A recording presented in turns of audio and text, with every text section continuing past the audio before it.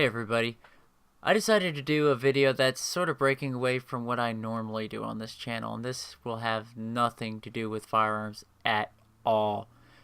But it does have to do with something sort of toward the first part of my title, the PIT part. It's not PIT, it's PIT, people, preacher in training. It's an acronym, not a single word of a person, not a divot in the ground, okay? But something has been bothering me lately, and I just sort of have to get it out of my system. You know, Twitter is way too short to go on rants, so I decided to go vocal on YouTube here.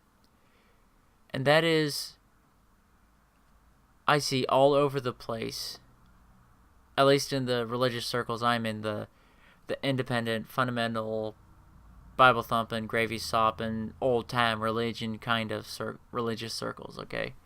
And it is that preachers are always expected to look like they want to drag people to hell themselves. I mean, you see it all over Facebook, Twitter, Instagram, just church bulletins, revival business cards, all this stuff. Preachers glory in looking like they want to drag people to hell themselves. I mean, their faces are just a picture of wrath and fury. But I thought we served the God of love.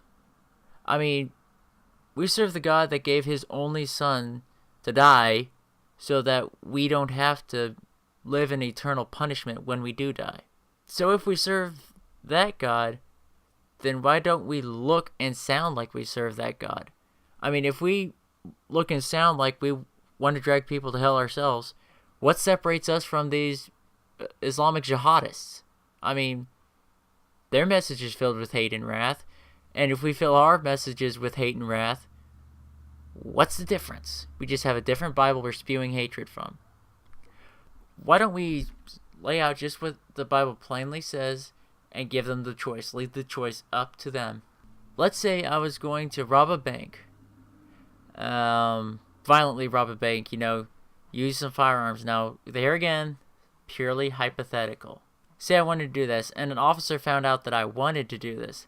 So he walked up to me, and here's two scenarios. He starts jumping up and down at me, shouting at me, just screaming profanities at me, telling me how I'm going to go to jail if I do this. He has his hands on his handcuffs as he's talking to me. I do not done this crime yet, but he still has his hands on his handcuffs, and he's shouting at me, pointing his finger in my nose, that I am going to go to jail if I do this. Scenario number 2, the officer walks up to me and tells me, look, here are the punishments for these crimes you are about to do. If you don't change what you are doing, you are going to go to jail. And leave the choice up to me. Which one would you rather have? I mean, granted, there are probably people out there who want to be shouted at and have truth rammed down their throats. But I think for most of humanity, we don't like being shouted at.